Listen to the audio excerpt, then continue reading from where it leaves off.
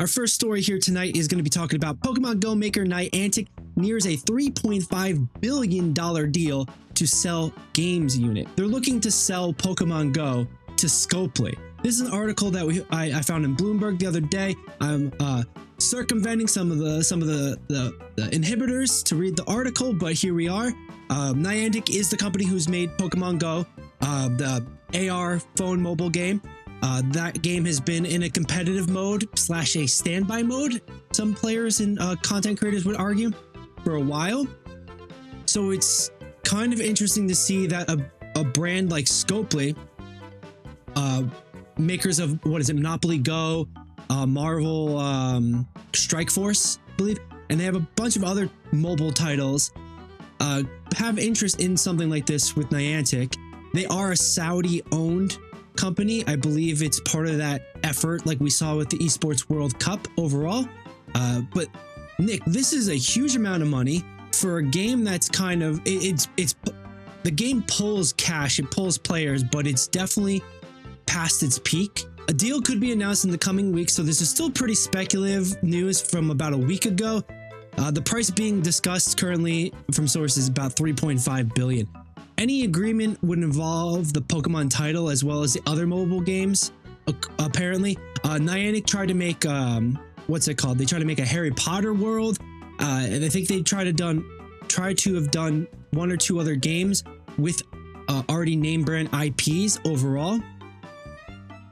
But generally speaking, this stuff hasn't been fully, successful as Pokemon Go has been. Scopely, owned by Savvy Games Group, a subsidiary of Saudi Arabia's Public Investment Fund, which is the Saudi Crown Prince, which is the same team that funds Falcon Esports, I think that owns the Faceit League, and then has funded and created the Esports World Cup. So, Nick, I believe you're back and you're with us on that. I was just talking how this a little bit more details of what this deal is and involves and means, especially with Niantic having a bunch of other failures, kind of having that faux pas where they've announced they're more of an AR mapping organization than they are of a Pokemon game company or a game company overall. So, I'm interested in hearing what your thoughts are here. I wouldn't buy that game, and they probably have they probably make a ton of their money actually selling information based on everybody going everywhere and doing everything like that. But hey, man, be tracked in your own app. It's a trash ass Pokemon game as far as I'm concerned. I never had fun with just swiping. It was kind of cool catching Pokemon in the beginning, but the battling sucks. I don't even know if there's trading. So, and it felt too limited, but hey, if they want to buy it for $3.5 billion, go ahead. It probably has some unique fringe cases where you could use the data or the actual app itself for something that's not, I don't want to say intended, but something that you're not even thinking about. The data Right. itself could probably be used. Well, that's a lot of what recently was revealed with Niantic. They make a ton of money with Pokemon Go as it is. It does have a lot of microtransactions. They have increased the microtransactions with some passes, some tasks and paid tasks and research, etc. The in-game research is called. They have increased the volume they've put out for $1, and they've increased that price to $2. But that's happening once a week, twice or 3 times a month at least. So there's been a large volume of revenue coming for Pokemon Go and Niantic, but Niantic was sort of messing around in the background. They were taking that AR information, people having their phones in their pockets, walking around, they were mapping everything. And they kind of discussed how they're an AR map company looking for applications of that information and data elsewhere. I think that's an interesting point with that. Maybe Scopely and then the Saudi-backed team behind Scopely is also looking at that. But I think an interesting part might be it might be something else adjacent, right? If they have a Pokemon title under their inventory per se, then that's another step in legitimacy. That's another thing they can kind of float.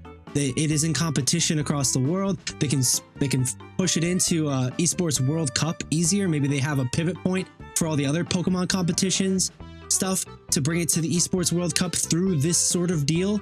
Like it might be some sort of political move, and that's going to be floated and funded, so they're not going to really mind that it's at a loss per se, which is something that they've allegedly done with the Premier League in soccer, buying, you know, a soccer team there and operating at a loss, but then kind of working within the bounds of the rules to make it seem like it's not really a loss, because then they basically split the difference. They pay for it themselves through third-party business people, etc., through the terms and agreement adds the things that are allowed to do it. So this could be another way for them to kind of manage that. They already have a Marvel title. They already have that connection to like Disney. They already have a Monopoly Go title that's really successful under Scopely. So Pokemon might be the next sort of like bucket list political move there. I mean, yeah, you know, you said it yourself, right? Pokemon is quite the name, just in general. But you know, as I said, like, not for me. And I don't know how you could use like the information besides like advertisements and stuff like that. But I'd be interested to see if they have to do anything with like the Pokemon company itself. Like, are they allowed to just sell off their game like that? I know it's not Nintendo's game or anything like that, but it is like the IP. Like, there's a lot of, like, I play Magic the Gathering online, right? And like, as soon as the new company Dawnbreak came on, there's a lot of different like IP stuff that they have to like deal with. So like the certain things that come out in the new Pokemon, I mean, new Magic sets and stuff like that, they don't always make it there like immediately. And there's always something to like talk about. So who knows if there's a paycheck in store for the Pokemon company based on this, like 3.5, like $1.5 billion goes to the Pokemon company.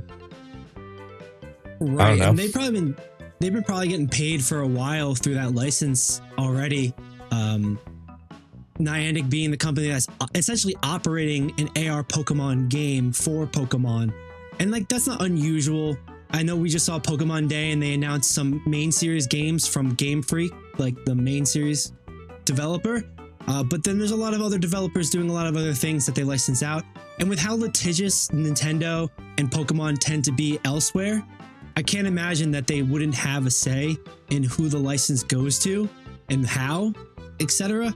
But this might be a lucrative deal where, you know, Scopely and the public fund could elevate and look pretty delicious for Nintendo, or, you know, especially with that family-friendly front, right? Like, we complain about how Nintendo sells $60, $40 games 6 years after the game came out. But part of that is because of that branding, and part of that is that message of like, hey, we're family friendly, we're consistent products, like, here you go. So maybe that's the beneficial thing that's looking. It'll be interesting to see how this develops. $3.5 billion is a very, very, very, very, very large amount of money for any single game, let alone a developer of multiple games. But we'll see how that goes. Nick, how about this? Actually, I know this is not really, Pokemon Go is not really your game. It's not your specific kind of vibe and stuff. But with your sentiment, recently I've been playing Pokemon Go, and I've noticed that there's been a lot of UI changes, a lot of like mechanic updates. They're reworking things essentially that players have complained about over time, but then have finally done. I think the game is like, what, 2016, for 9 years old, coming 9-10 years old, and they're updating this stuff within the last year or so. You know, for your own speculation as somebody who's more cynical on Pokemon Go, do you feel like that is like a kind of a big signal that they're preparing to sell, they're preparing to do away, or they're preparing for something else essentially? Because, you know, it's been 9 years of like not really doing that, and then all of a sudden it feels like, hey, here's a battle pass, here's a new UI for the Pokedex, here's a new raid system essentially. Like, what's your read on something like that part? I don't know, man. The new people coming in would have to like revamp some stuff to get like new players.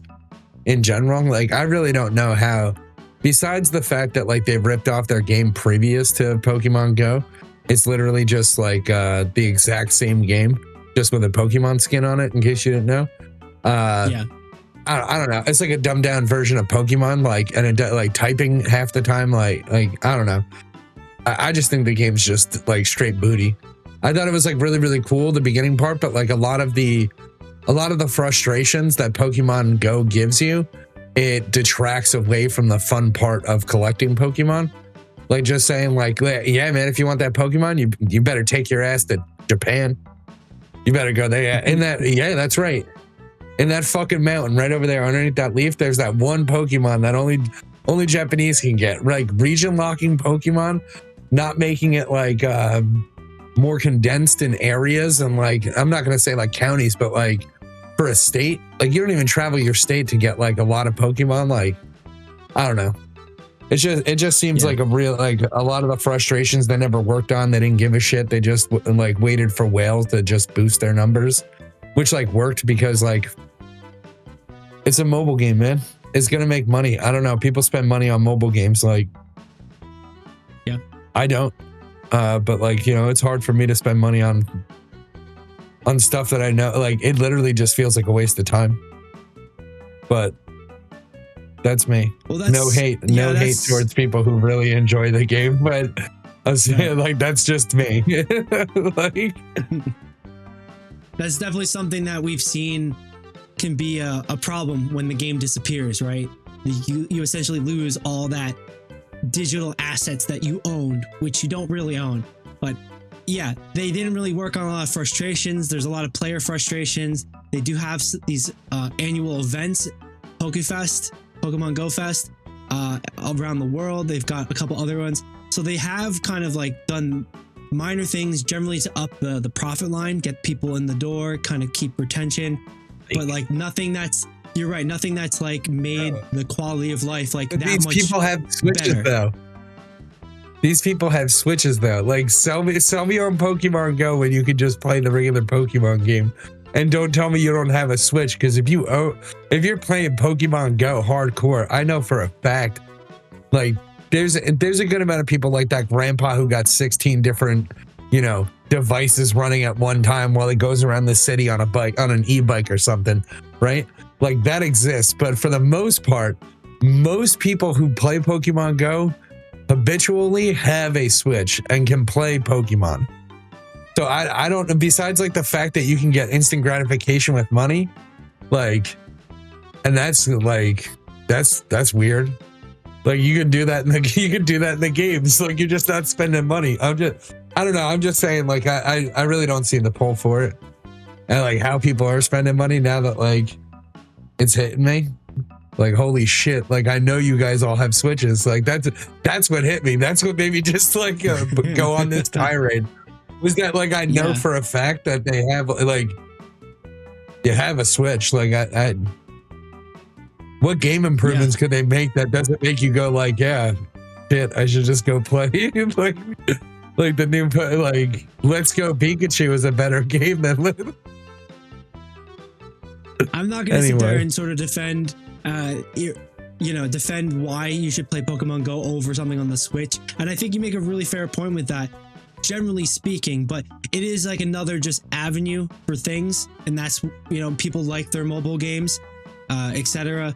But, my focus too with this is that they have been trying to make these UI experiences a little bit better, almost like they're polishing the package. And in my corporate experience, working in marketing, working with bands and music industry as well, like, when people are positioning like that, when a product is getting polished up, when the UI experience is getting polished up, it really feels like they're kind of honing in, making it look good for us. It's like washing the car before you're about to sell it on Craigslist, basically. That's the vibe I've gotten from that. And it's interesting that this came through. And we'll see if the $3.5 billion actually makes it through. And maybe we'll know by August when EWC Esports World Cup hits and when Pokemon World Championship happens in Anaheim, which, real quick, running over those details, That's when we are expecting Pokemon Go, as well as Pokemon Unite, the card game and the video game, to be competing at the Worlds in Anaheim. They have the launch page here with all the details, full weekend. Last year was in Honolulu. I do appreciate the aesthetic right now. This is going to be Blizzard neck of the woods in Anaheim, right? The arenas, the convention center down there in California, SoCal. So definitely worth checking out, looking forward to. We'll see if that deal for $3.5 billion gets solidified by then, if it's dropped, if it's moved on to another taker perhaps. But, you know, a lot to come before then.